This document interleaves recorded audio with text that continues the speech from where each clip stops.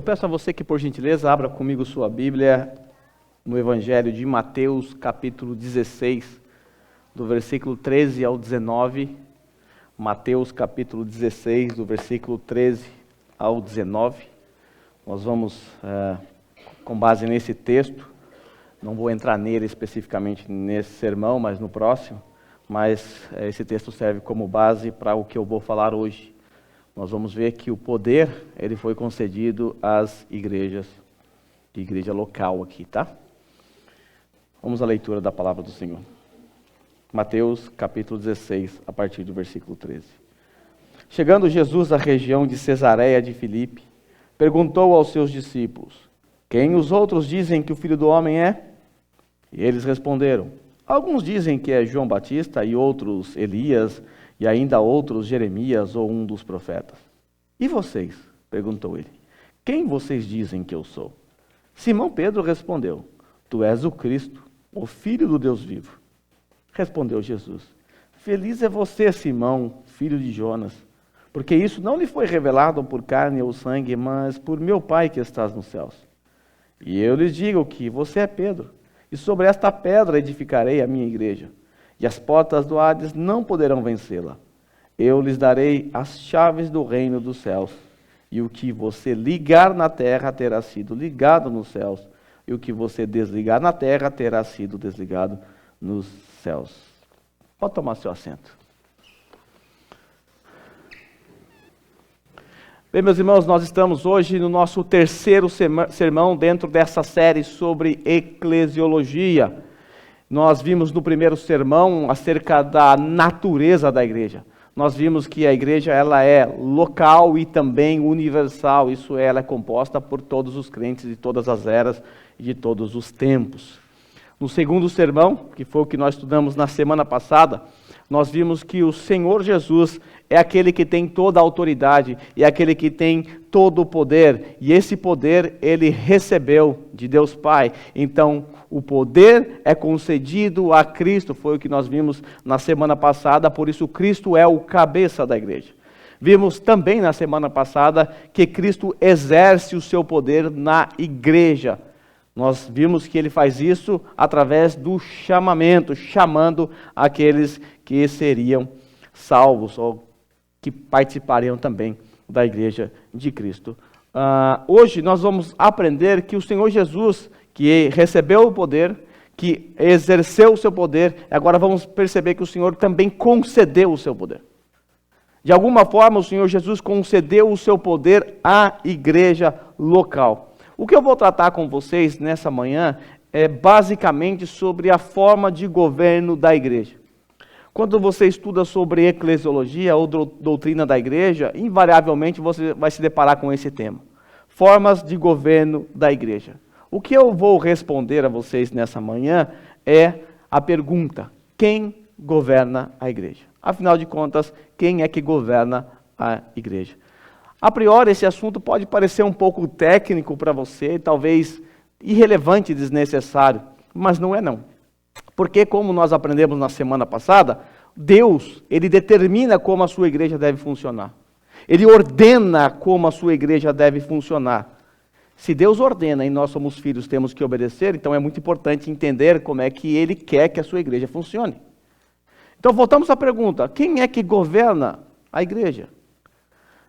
A resposta primária é essa, eu tenho certeza que você consegue responder essa pergunta por causa do sermão da semana passada. Então, certamente você consegue responder e você vai dizer: com certeza, essa é fácil, eu sei.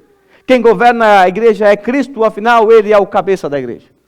Se Cristo é o cabeça da igreja, ele governa a igreja, certo? Correto. Mas agora surge uma outra pergunta. Até aqui é muito fácil responder essa pergunta. A segunda pergunta agora já não é tão fácil. Como ele governa a igreja? Sei que é ele que governa, sei que ele que é o cabeça. Agora a pergunta é como? Como o Cristo governa? Aí já dificulta um pouco a nossa vida. Até a primeira pergunta, até as crianças respondem. Chega na segunda pergunta, se torna um pouquinho mais difícil. E no afã de responder a essa pergunta, como Cristo governa a igreja, os cristãos do século XVII se debruçaram sobre esse tema e estudaram. E eles, naquela época, chegaram a 3 possibilidades, que chamamos de as 3 formas de governo procedente da Reforma Protestante. Eu vou apresentar a vocês as 3 formas de governo, só que hoje, por conta da criatividade das pessoas, por falta de leitura da Bíblia, então hoje tem várias formas de governo por aí que não compensa nem mencionar entre os santos. Tem formas de governo que mais se parece com uma empresa, né, onde o pastor é o presidente, vice-presidente, essas coisas todas que as pessoas inventam por aí. Tá? Então eu não vou me atentar a esses tipos de governos esquisitos que inventaram por aí. Eu vou recorrer agora à forma de governo procedente da Reforma Protestante, lá do século XVII e difundido no século XVI e difundido no século XVII. A primeira forma de governo que eu quero apresentar a vocês, ela é conhecida como episcopal. Os episcopais chegaram à conclusão de que Cristo governa a igreja através de um bispo, porque a palavra episcopal vem do grego episcopos, que significa bispo. Bispo é um supervisor, aquele que olha de cima.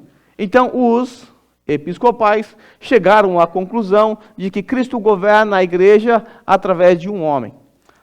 Bom, esse sistema de governo, ele é um pouco estranho, esquisito, e também não encontra muito respaldo bíblico.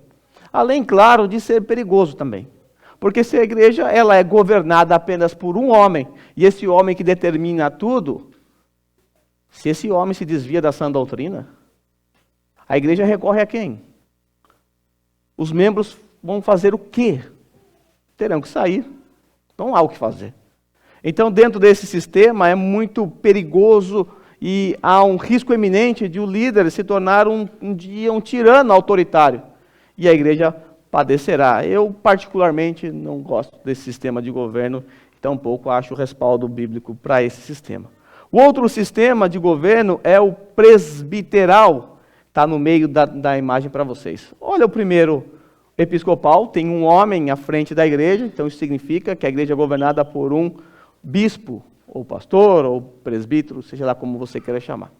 No segundo, nós temos o sistema presbiteral, onde os presbíteros estão à frente da igreja e eles governam a igreja. Esse é o sistema usado por nossos irmãos presbiterianos, que na prática todas as decisões passam pelo presbitério. E aqui estou me referindo ao presbitério local. Eu sei que no presbiterianismo tem outras instâncias também acima da igreja local, mas estou me referindo à igreja local. Então, os presbíteros, eles que governam a igreja. Eu gosto muito desse sistema, é muito interessante, até porque ele defende que a igreja é governada por uma pluralidade de presbíteros. E quando nós pensamos que os presbíteros são aqueles que devem ser piedosos, homens tementes a Deus, conhecedores da palavra de Deus, então fica muito tranquilo para nós descansar debaixo de um governo assim, certo? Afinal, estamos sendo governados não por um homem, mas por um colegiado de presbíteros que estão governando a igreja, e esses presbíteros, eles são homens piedosos. Então fica mais tranquilo, mais fácil, melhor do que o sistema episcopal. O próximo sistema de governo, ele é um pouquinho só diferente do sistema presbiteriano. É o sistema chamado congregacional. Agora, olha para a imagem. Episcopal, você encontra um homem à frente da igreja, significa que ele governa a igreja. A igreja é governada por um bispo. No sistema presbiteral, você tem os presbíteros à frente da igreja, então isso significa que quem governa a igreja? Os presbíteros. E aí você chega no sistema congregacional, o que você vê à frente da igreja? A igreja, a congregação. Qual é a conclusão que você chega então? Que a igreja é governada por, ou pela, congregação. Mas não é isso que é de fato o congregacionalismo. Na verdade, o termo congregacionalismo não é um termo adequado. É um termo equivocado. Porque realmente passa a ideia de que a igreja é governada pela congregação, que são os membros que governam a igreja. Afinal, a imagem que você está vendo tem aí na frente da igreja um monte de gente que é referente à igreja local. E se você segue o raciocínio dedutivo, é essa a conclusão que você vai chegar. Mas a palavra congregacional, ela não reflete a doutrina defendida pelos batistas do século XVII. Não reflete em nada. Na verdade, o termo correto deveria ser independentes, que é melhor, é a melhor expressão do que nós cremos. No sistema congregacional, funciona como? Como é que funciona, então, no sistema congregacional? No sistema congregacional funciona da mesma forma do sistema presbiteriano. A igreja ela é governada por um presbitério, ou por uma pluralidade de presbíteros. Nós vamos perceber que existe uma diferença muito pouca entre batistas e presbiterianos com relação a isso. Inclusive, quando deram o título de congregacionais, aqueles que defendiam ou tiveram uma percepção um pouquinho diferente, deram somente para mostrar no que era diferente um grupo do outro. Porque aqueles que se tornaram os congregacionais, muitos deles saíram do sistema presbiteriano, como Joe Owen, por exemplo, e eles entenderam que há algumas circunstâncias na vida da igreja em que a igreja precisa ratificar a decisão do presbitério. Então, há dentro do congregacionalismo, em alguns momentos especificados pela palavra de Deus, em que os presbíteros precisam da ratificação da assembleia, da igreja, em momentos específicos, determinados pela palavra de Deus. Eu vou expandir isso aqui mais para frente. Mas antes de chegar lá, é importante que entendamos que a escolha do tipo de governo, ou de um ou de outro, não deve ser com base nas nossas preferências, ou por causa dos nossos gostos. Eu estou dizendo isso porque quando eu ouvia falar sobre o congregacionalismo, e por não entender e ter vivido um congregacionalismo esquisito, mais que se parecia um Frankenstein, eu odiava o sistema congregacional. Tanto é que eu era um defensor do sistema via presbíteros, porque é o que a gente encontra na Bíblia. Então eu tinha uma aversão a esse sistema de governo. Mas um dia, quando eu fui convencido através de Mateus capítulo 16 e Mateus capítulo 18, que compete à igreja algumas decisões, são 3, eu vou falar delas para vocês depois, mesmo ainda com o coração doendo, porque não era a minha preferida, eu tive que aceitar, porque afinal era o que eu encontrei em Mateus capítulo 16, Mateus capítulo 18, 1 Coríntios capítulo 5. Então não tinha o que fazer. Mas a grande questão é, o que nós batistas, lá do século, que viemos do século 17, defendemos? Eu estou fazendo essa pergunta porque hoje no meio batista, você vai encontrar tudo, menos congregacionalismo. Hoje dentro do sistema batista brasileiro, você vai encontrar muito pouco do congregacionalismo raiz, lá do século 17. E talvez você tenha vindo desse sistema. Talvez você já tenha passado por um sistema onde você tem que fazer assembleia para marcar a assembleia. Assembleia atrás de assembleia, e depois você pode perguntar para o Fábio, para o Rodrigo, que eles participaram disso aí, desse meio, o quanto isso é confuso e o quanto de confusão se vê nesse meio. As assembleias, às vezes, até saem voando cadeira, tem que chamar a polícia para resolver o problema. Por quê? Porque entende-se errado. Entende-se que a igreja é que vai governar, que vai decidir tudo, e afinal, o que daria aqui se a gente fizesse isso? Onde é que chegaríamos? Lugar nenhum. Porque cada um tem uma preferência, cada um tem um gosto. Se eu colocar aqui para a assembleia hoje, vamos pintar a parede aqui do salão. Que cor nós vamos pintar? Um vai falar vermelho, azul, roxo, não vamos chegar a lugar nenhum, não vamos pintar coisa nenhuma, porque não vai resolver. Então eu não gostava muito desse sistema, porque eu não conhecia o sistema congregacional lá na sua origem.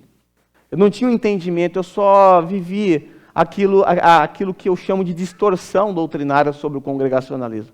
Mas afinal, o que os batistas reformados defendem?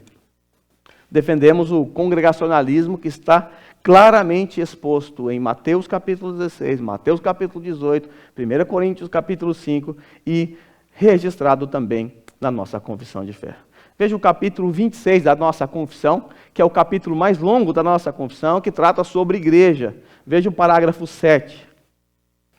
Para cada uma destas igrejas assim reunidas, ou seja, igreja local, segundo a sua mente declarada em sua palavra, isso significa de acordo com a vontade de Cristo, ele, Jesus Cristo, deu todo o poder e a autoridade que de alguma forma são necessários. Veja, Jesus Cristo, o cabeça, deu à igreja todo o poder e a autoridade. Então a igreja local tem certo poder e certa autoridade. Mas esse poder e autoridade não é ilimitado. Nem o do presbitério é. Para que serve esse poder? Esse poder aqui, ó, deu todo o poder e autoridade para que de alguma forma são necessários, ou seja, há um uso específico desse poder da Assembleia. Que de alguma forma são necessários para que exerçam essa ordem no culto e na disciplina. Nós temos aqui 2 momentos em que a Assembleia é necessária. A gente vai ver isso no próximo sermão. Que ele instituiu para que observassem com mandamento e regras para o devido e correto exercício desse poder. Nós vamos ver mais para frente que existe um poder e uma autoridade na mão da Assembleia e ela vai usar esse poder e essa autoridade em alguns casos específicos. E quando eu falo aqui que a comunidade recebeu um poder e autoridade, eu me lembro aqui nesse momento de um teólogo que talvez vocês conheçam, Ben Parker. Quem que conhece o teólogo Ben Parker? Vocês não conhecem o teólogo Ben Parker?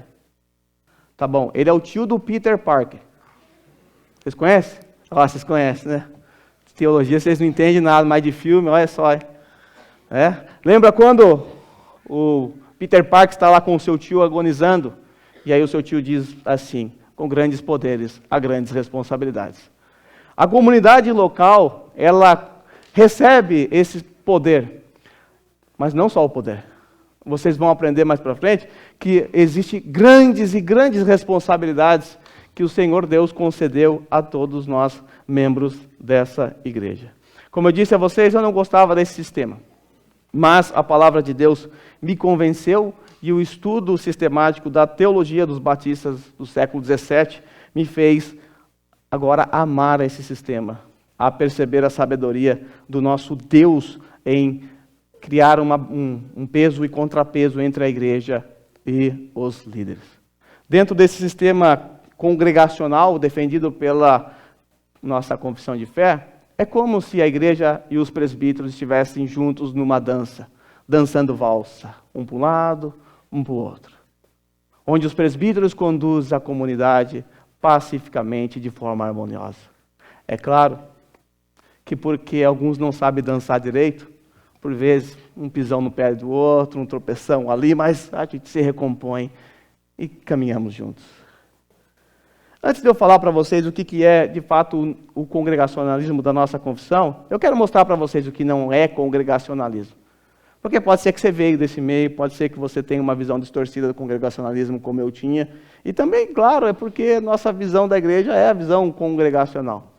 Mas eu quero que você saiba o que não é congregacionalismo, só para desfazer alguns maus entendidos. Primeiro, congregacionalismo não é uma democracia absoluta onde os membros têm que decidir tudo. Até porque chegaremos em lugar nenhum, como eu disse a vocês. Era assim que eu enxergava o congregacionalismo. Uma democracia absoluta. Tudo era levado para a Assembleia. Absolutamente tudo. Vivíamos tendo a Assembleia. E às vezes não chegava a lugar nenhum. Eu estou dizendo isso porque pode ser que você tenha realmente vivido essa experiência. Pode ser que você tenha passado por uma igreja assim, você chegou aqui com essa ideia, entendendo que tudo tem que ser levado para a Assembleia. Tem pessoas que se a igreja não tem Assembleia por um mês, a pessoa começa a tremer já com uma abstinência de Assembleia. Porque nessas igrejas é assim que funciona. Já aconteceu aqui na nossa comunidade de trazerem para mim assuntos e pedirem, pastor, precisamos levar isso para a Assembleia. E quando eu fui ver o assunto, não tinha nada a ver com a Assembleia. Não era algo que a igreja deveria decidir por Assembleia. Era algo que competia exclusivamente ao presbitério da igreja. Um exemplo disso que eu estou dizendo para vocês aconteceu na pandemia aqui. Vocês devem se lembrar que na pandemia nós ficamos 2 meses sem participar de um culto presencial porque nos tiraram o salão. Foi um período mais difícil da vida da igreja até agora. 2 meses sem culto, tudo online. Depois o salão abriu para nós ali, o Bola Verde, 40 pessoas, não cabe o nosso povo lá.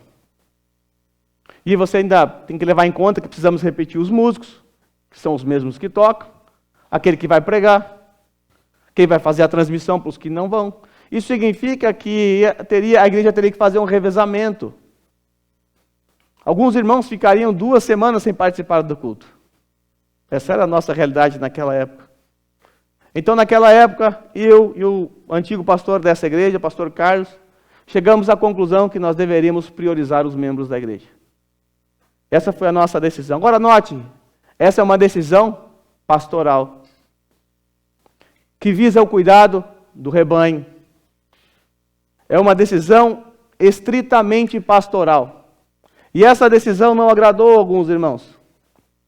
E os tais procuraram o pastor, sugerindo que isso fosse levado para que a Assembleia decidisse se somente os membros deveriam participar. Quando isso chega nos meus ouvidos, eu simplesmente respondo, negativo. Essa é uma decisão pastoral. Nós, como pastores, ficamos tristes quando os membros menosprezam o corpo de Cristo. Quando não frequentam, porque sabemos a importância que há em estar unidos ao corpo de Cristo, em se reunir no dia do Senhor. Sabemos o quanto isso é importante para a alma do nosso rebanho. Então nós encorajamos as pessoas a participarem e nós não podemos ser aqueles que vamos privar aqueles que são nossos membros ou nosso rebanho de participar do culto público. Foi uma decisão doída para mim, é verdade, vocês sabem, e eu não preciso dizer isso, quanto eu amo visitantes. Eu amo visitantes. Eu gosto de sentar, conversar, levo para casa, saio para comer. Mas naquele momento eu era um pastor. E o pastor tem que priorizar o seu rebanho. Foi uma decisão doída? Muito. Mas era a decisão que eu tinha que tomar. Porque não compete à Assembleia tomar essa decisão. Compete ao pastor. E pela graça de Deus, nenhum visitante ficou de fora. Porque era um momento muito conturbado, onde as pessoas, quando começavam a espirrar, já tinham medo de ir para o culto e não ia. Então, sempre abria vagas e entravam pessoas e participavam do culto. Eu não me lembro de uma pessoa que ficou de fora. E nessa época recebemos, pela graça de Deus, muitos visitantes. Ia doer meu coração se um visitante ficasse de fora. Mas ia doer muito mais se eu mesmo privasse o meu rebanho de participar de um culto público. Segundo, o que não é congregacionalismo? A ideia de que somente a igreja tem autoridade para governar. Somente a igreja que manda, a igreja que faz tudo. Como eu disse a vocês, a palavra congregacionalismo, ela nos engana, nos leva por esse caminho. Mas quando nós pensamos na palavra independentes, isso nos ajuda a entender melhor a nossa posição. Porque cada igreja local, ela é independente. Ela é governada por seus presbíteros, com o aval da comunidade em assuntos específicos. Quando se tem a ideia de que a igreja governa tudo, o que são ou o que fazem os pastores nessas igrejas? E aí surge um outro desvio presente nessas igrejas, que entende que a igreja é uma democracia absoluta, que somente a igreja governa. Se somente a igreja governa, significa que os pastores não governam nada. E o que são eles nessas igrejas? São meros moderadores. Existe essa ideia, esse conceito equivocado no meio batista moderno, a ideia de que o pastor ele é um mero moderador. Ele está ali moderando entre a igreja, entre a liderança e a assembleia. Não toma decisões, não governa, ele apenas modera. Na verdade é um banana, não pode fazer nada. E muitos pastores, e até ajudei um amigo no Brasil por alguns anos, que estava debaixo de uma congregação que tinha esse entendimento, e ele sofreu demais nas mãos dessa igreja. Por quê? Porque ele corria o risco de ter que abaixar o padrão, tão somente para não desagradar um grupo de irmãos influentes dentro da igreja. Porque se desagradasse aqueles irmãos, eles influenciariam os demais, e haveria um complô, e evidentemente a igreja sofreria muito. E isso que eu estou falando para vocês não é raro. Acontece com muita frequência nas igrejas que têm essa ideia de que o pastor ele é um mero moderador. Geralmente esses pastores acabam tendo que ser submissos a famílias ricas, a pessoas influentes, porque temem o poder e a influência dessas pessoas. Nesse caso, infelizmente o pastor não tem como se proteger de uma congregação corrupta. Não tem como se proteger de uma congregação que não tem nenhum compromisso com Deus. E só resta ao pastor duas opções: ou se demite, ou se sujeita. Esse meu amigo foi demitido, porque não concordavam com as doutrinas que ele pregava. E ele pregava a mesma doutrina que a gente prega aqui. Mas a igreja não queria. Ela queria uma doutrina mais cor-de-rosa. Não queria muito que tratasse sobre pecado. E por fim, realmente foi demitido. E foi a melhor coisa que aconteceu para ele. Outro erro é pensar que o congregacionalismo é o oposto da pluralidade de presbíteros. Em 2014, eu comecei a estudar sobre eclesiologia. E aí eu me deparei com um livro do Mark Dever, lá da igreja do Nove Marcas, né? E o Mark Dever é batista. Mas no livro que eu estava lendo, lá em 2014, ele estava defendendo a pluralidade de presbíteros. Quando eu li aquilo, eu pensei, que tipo de batista é Mark Dever? Tá doido? Diz que é batista, mas está defendendo um sistema presbiteriano de governo? Que Frankenstein teológico é esse? E eu fiquei assustado. Eu pensei o que muitos batistas pensariam ainda hoje. Que presbitério é coisa de presbiterianos. Na verdade, presbitério é aquilo que nós encontramos na Bíblia. Os nossos irmãos presbiterianos só defendem aquilo que está registrado na Bíblia. E eu desafio vocês, na sua casa, pesquise pela palavra presbítero e presbíteros, bispo e bispo, pastor e pastores. Você vai ficar surpreso, você vai se impressionar ao descobrir que todas as vezes que vai falar dos presbíteros no ambiente de igreja local está no plural, não no singular. Você vai encontrar a palavra presbítero no singular só quando se refere a um indivíduo. Eu, presbítero, aí é lógico que tem que ser singular. Fora isso, está tudo no plural. Porque a igreja de Cristo sempre foi governada por uma pluralidade, é uma palavra difícil, hein? De presbíteros. Sempre foi. Sempre você vai encontrar no plural. Infelizmente, os batistas modernos é que abandonaram a confessionalidade, abandonaram a confissão e assim se desviaram das suas doutrinas. Agora, vejamos o que é então o congregacionalismo. O que é que defende o congregacionalismo? Aqui é só uma introdução e eu vou expandir isso no próximo sermão, depois do batismo, se não chover, né? Congregacionalismo é o entendimento de que a igreja local é a última instância de apelação em assuntos determinados pela Escritura. Note, é o entendimento de que a igreja local ela é a última instância de apelação para todos os assuntos? Evidente que não. Apenas para assuntos que foram pré-determinados pelas Sagradas Escrituras. Com essa definição, eu estou afirmando claramente que há assuntos em que os presbíteros não podem resolver sozinhos. Eles vão chegar à conclusão, o presbitério vai se reunir, tomarão a decisão, mas necessitarão do aval da igreja, porque eles não podem tomar essas decisões sozinhos. São 3 casos específicos que eu quero apresentar para vocês. Nós então sabemos que a igreja ela é governada por Cristo, através da palavra. E como é que Deus governa através da palavra? Quem são os responsáveis por governar a igreja? Aqueles que pregam a palavra, aqueles que zelam pela palavra. Não são esses os presbíteros? Quando nós pensamos na figura do pastor, nós já percebemos, ou a figura do pastor pressupõe já de cara a liderança. Pense no pastor, aquele que cuida da ovelhinha. Imagine que você é um pastor, está à sua frente um rebanho, tem ali umas 40 ovelhinhas que você tem que cuidar, você tem que levar para dar comida, proteger do lobo.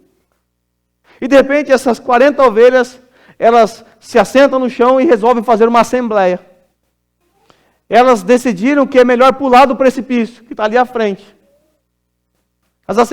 Perguntaram, uma ovelha lá meio que parecendo um bode, né? Um lobo. Falou assim, eu acho interessante pular. Quem, os favoráveis? Aí levantou a mão todo mundo. Contrário, ninguém levantou a mão, mas vão pular no precipício. E aí o pastor faz o quê? Não posso fazer nada, eu sou apenas um moderador, a Assembleia Soberana, como dizem nas igrejas batistas por aí. A Assembleia Soberana, mentira, só Deus é soberano. Só Deus é soberano, nenhuma Assembleia é soberana, mas é o que dizem por aí. Assembleia é soberana, então as ovelhas que pulem. Não podemos fazer absolutamente nada. Se você é o pastor de ovelhas e você percebe que as suas ovelhas estão indo em direção a um penhasco e elas vão morrer naquele precipício, o que você vai fazer? Você não vai exercer a sua autoridade? O que o pastor de verdade vai fazer? Vai pegar aquele cajado e vai catar uma por uma. Vocês não vão pular aí não. Liderança, não é esse o caminho, vocês têm que ir por aqui. Afinal, a ovelha ouve a voz do seu pastor e segue, não é? Isso já indica liderança, porque o líder é aquele que está à frente. Agora deixa eu apresentar a vocês alguns textos para provar que na palavra de Deus, a autoridade da igreja sempre está nas mãos dos presbíteros. Eles são autoridades, eles governam. Veja Hebreus capítulo 13, versículo 17. Obedeçam aos seus líderes e submetam-se à autoridade deles. Veja, submetam-se aos seus líderes. Presbíteros, pastores, bispos lideram. E aqui eu vou usar pastor, presbítero e bispo de forma intercambiável. Porque não há distinção entre esses, distinção de pessoas. Não é que um é um bispo, o outro é o presbítero. Não, o pastor é ao mesmo tempo pastor, bispo e presbítero. Essas palavras são intercambiáveis para descrever a mesma pessoa. Então veja aqui, obedeçam aos seus líderes, submetam-se à autoridade deles. O rebanho, então, é chamado a se submeter aos líderes e a se submeter a aqueles que têm autoridade sobre eles. Por quê? Se submeter a um líder tirano é difícil, não é? Se submeter a um pastor autoritário dói muito. Só quem viveu. Mas veja o padrão dado pela palavra de Deus aqui em Hebreus capítulo 13, versículo 17. Obedeçam aos seus líderes, submetam-se à autoridade deles, eles cuidam de vocês como quem deve prestar contas. Agora ficou mais fácil. Quando você se submete a um pastor que está consciente de que ele presta contas a Deus pela maneira como ele cuida do rebanho, nós temos aqui uma harmonia. Uma harmonia. E o texto continua. Agora se volta mais uma vez para os membros. Obedeçam-lhes. Por quê? Porque eles cuidam de vocês. Eles estão cientes que prestam contas. Tomarão as decisões pensando em vocês. Em casa, quem que é o líder, quem que é o cabeça do lar? É o marido. É o marido que toma as decisões. Mas quando ele toma a decisão, em quem ele pensa? Em si mesmo. Ele pensa no bem da sua família. Ele pensa no bem da sua esposa. Mesma coisa funciona dentro da igreja. Obedeçam-lhes para que o trabalho deles, dos pastores, seja uma alegria e não um peso, pois isso não seria proveitoso para vocês. Você que é pai, sabe o quanto é triste para você e um peso quando você, pensando no bem do seu filho, você dá ordem e ele simplesmente desobedece. Você diz para que ele não ande com tais pessoas que você sabe que são má influência. E ele está lá e te desobedece abertamente. Isso não é um peso para você como pai? De certa forma, eu enxergo vocês como filhos. Sei que eu sou o mais novo de todos aqui. Vocês estão rindo por quê? Vocês não acreditam, né? Nem cabelo nasceu ainda. Mas eu enxergo vocês como meus filhos. E se você voltar lá no meu discurso de posse dessa igreja, a Rose estava grávida ainda naquela época, e eu disse que vocês estavam sendo gerados e seriam meus filhos. E de fato, é a mesma preocupação, é o mesmo sofrimento. E o texto diz que isso não seria proveitoso para vocês, não obedecer e causar tristeza e um peso para os presbíteros. Porque com esse peso nas costas, isso dificultaria muito o trabalho deles. E quem sofreria no final das contas? Assim como o filho que sofre quando desobedece, no fim das contas, é também a própria comunidade. Veja, quem lidera a igreja? Quem governa a igreja? Presbíteros. 1 Timóteo, capítulo 3, o apóstolo Paulo está escrevendo a Timóteo, ele está instruindo a Timóteo a orientar, a organizar a igreja. Como é que funciona a igreja? Então Paulo escreve para Timóteo, lá no capítulo 3, ele vai falar do caráter moral do presbítero. O que é que deve estar presente na vida de um presbítero? Ele precisa ter algumas qualidades, senão ele não pode ser um presbítero, ou um pastor, ou um bispo. E o texto diz assim, lá no versículo 4. Ele, o presbítero, ou o candidato ao episcopado, aqui no caso, candidato a pastor, deve, olha a palavrinha, governar bem a sua própria casa ou família. Ele deve governar bem, tendo os filhos sujeitos a ele com toda a dignidade. Pois se alguém não sabe governar, essa palavra é importante, se alguém não sabe governar a sua própria família, como poderá cuidar ou governar da igreja de Deus? Veja, o padrão de princípio moral presente na vida de um pastor aqui nesse texto é que ele saiba governar a sua família. Por que ele precisa saber governar a sua família? Porque ele vai precisar governar a igreja.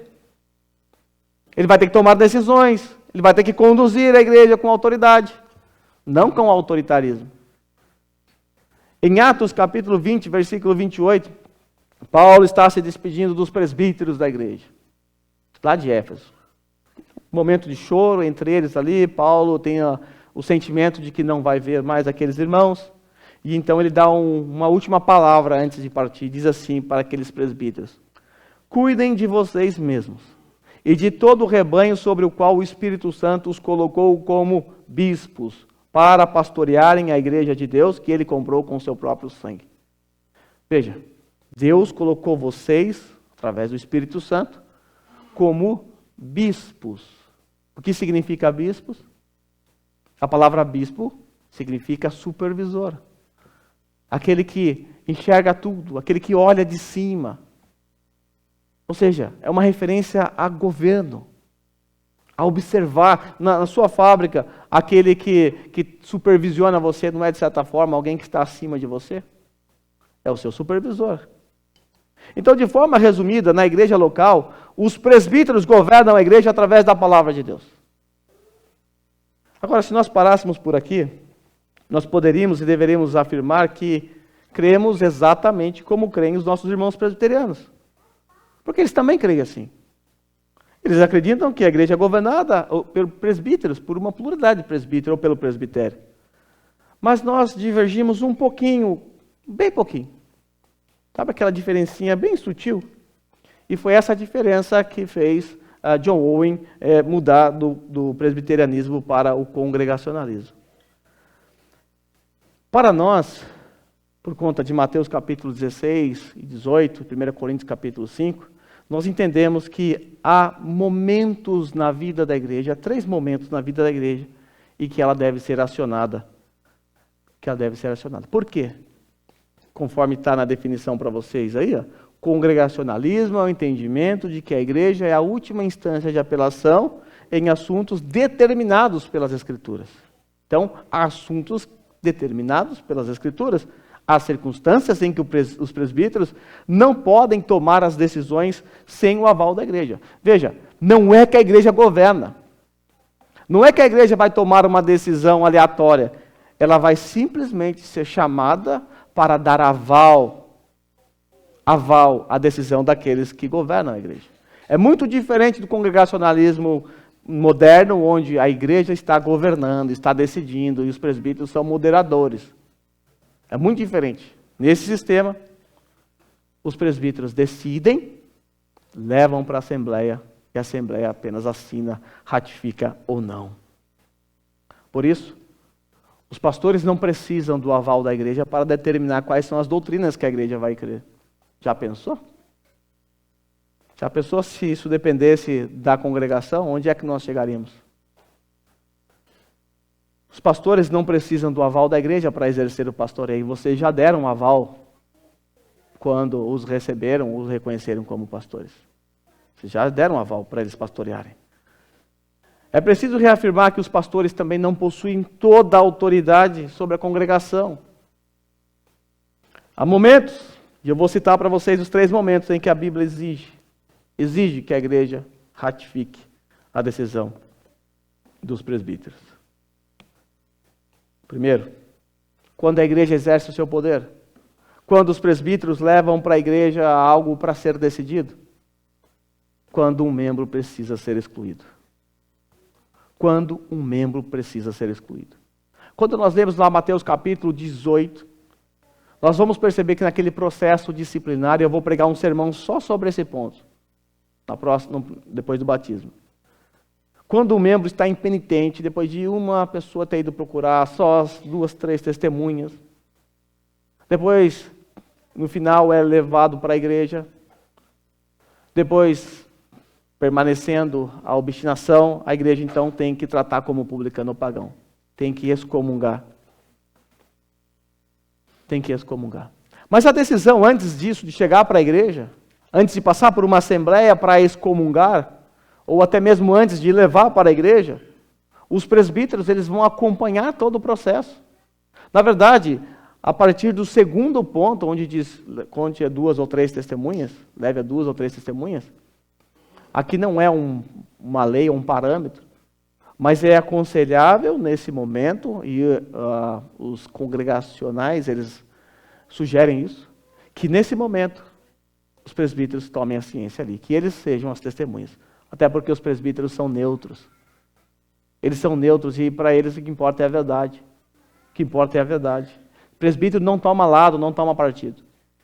Muitas vezes, quando estou aconselhando casais, a Terceira Guerra Mundial acontecendo na minha frente, e às vezes pensam que eu estou tomando um lado. E eu sempre deixo muito claro, antes de qualquer reunião com casais, eu não estou do lado de ninguém, eu estou do lado do casal. Então, se eu tiver que falar algo com a esposa, eu vou falar. Se eu tiver que falar com o marido, eu vou falar. E não estou falando porque eu estou tomando lado, porque eu estou vendo erro e quero corrigir. Então, é sábio que os presbíteros participem aqui. E o presbitério, então, vai reavaliar o caso, vai ver tudo isso, vai ver as provas, vai confrontar o indivíduo.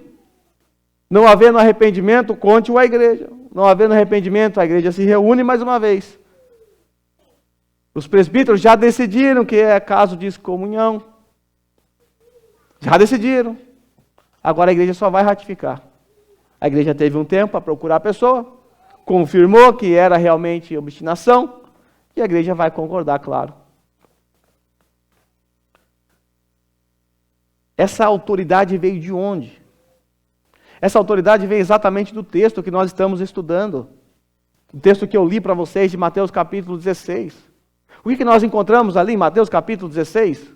Nós encontramos o apóstolo Pedro, um confessor que fez uma confissão. Ele disse a Jesus: Tu és o Cristo, o Filho de Deus vivo.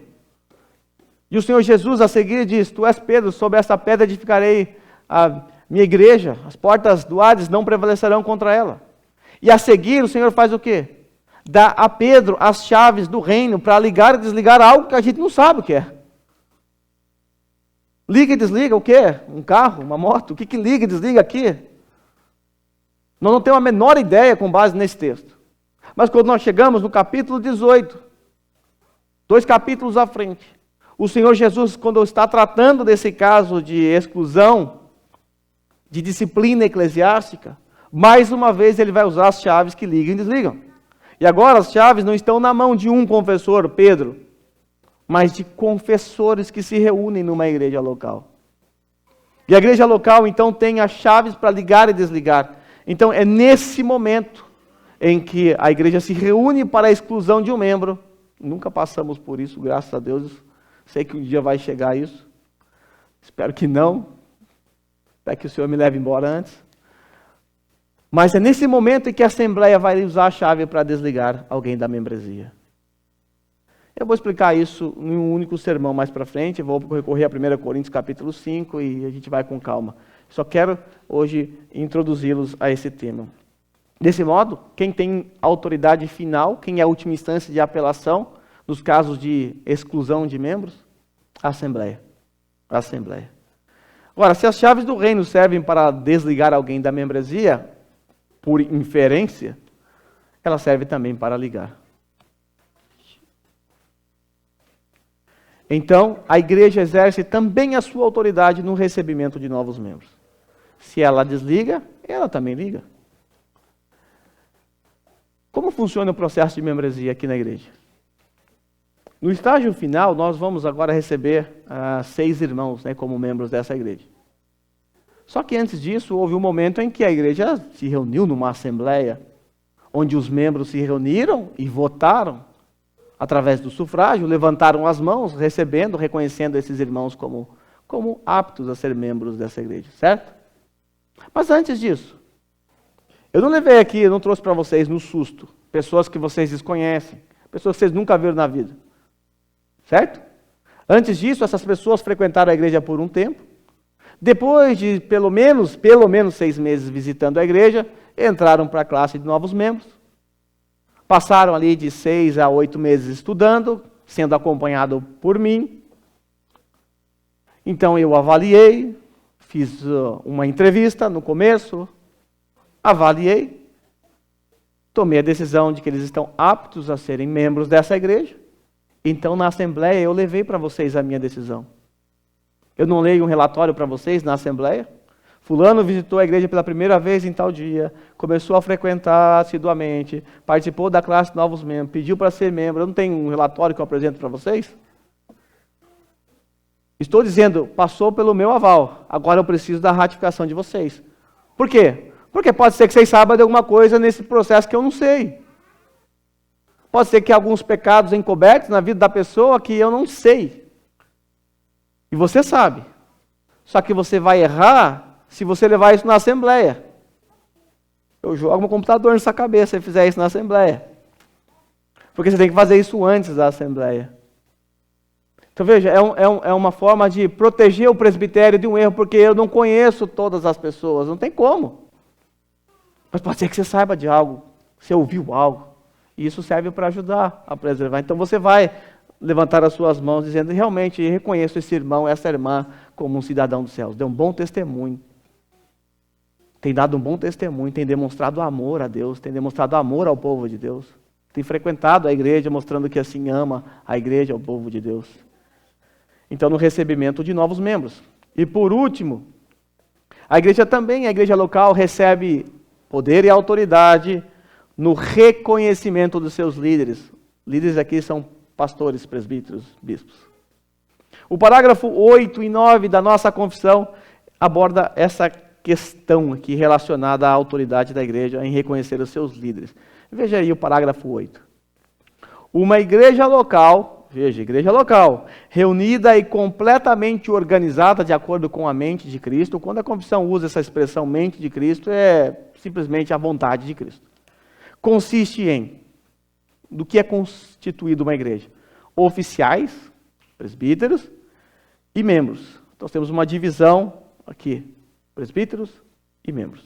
Os oficiais designados por Cristo a serem escolhidos e consagrados pela igreja, e essa igreja tem que ser assim chamada e congregada, uma igreja já estabelecida, uma igreja já reconhecida.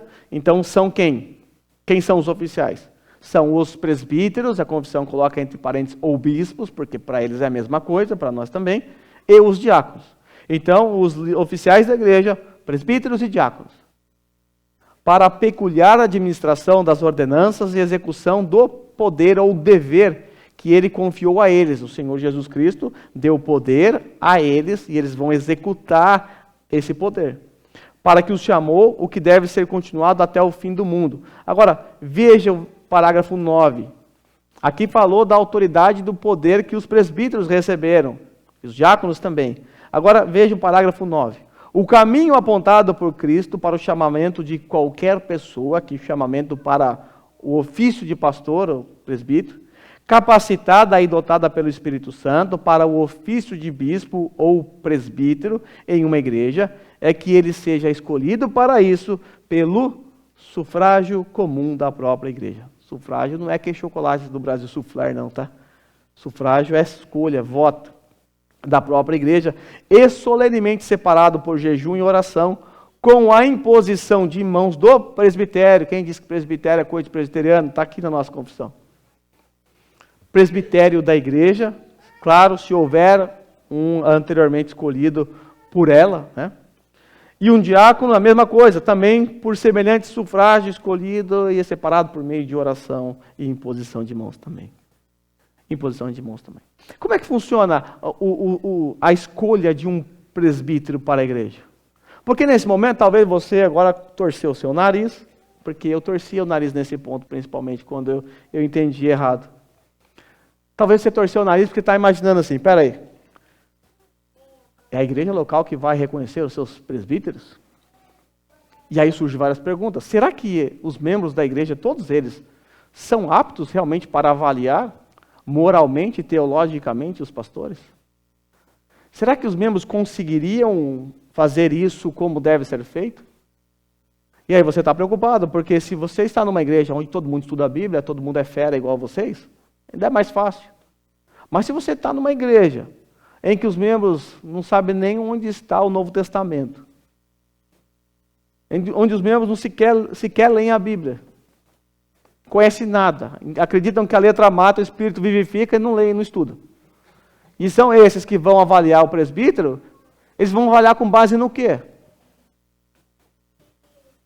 Eu e alguns aqui viemos de uma igreja em que o pastor não tinha conhecimento teológico nenhum, mas todo mundo achava que ele era um bom pastor, por quê? Fazia a mudança, fazia a tradução, levava na prefeitura. Era pau para toda a obra. E as pessoas achavam que por causa disso ele era um bom pastor. Mas um bom pastor não é só isso. O bom pastor é aquele que conhece a palavra, aquele que prega biblicamente, aquele que tem firmeza doutrinária. Agora, como uma igreja que não tem firmeza doutrinária vai escolher um presbítero? Isso é perigoso, não é? Isso é perigoso. Agora, como funciona isso na prática? Como é que funciona a questão da ordenação? Da mesma forma que a membresia. Da mesma forma. Para que alguém seja ordenado a presbítero na igreja, ele tem que passar pelo presbitério, pelo aval do presbitério. Isso é, o presbitério vai avaliar a sua teologia, o presbitério vai avaliar o seu caráter moral, as qualificações exigidas em Tito e em 1 Timóteo.